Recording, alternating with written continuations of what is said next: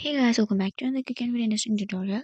So in this quick tutorial, I'm going to show you how to insert an image on Google Docs. So first of all, I want to open Google Docs. So opening it here on the top, you can see here many options, and here as an option, you can see here insert. Click on that. And from here as the first option, you can see here image. And from here, I'm just going to upload from my computer.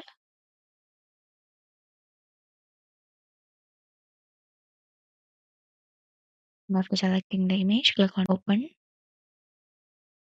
And then you can see that you had been insert the image.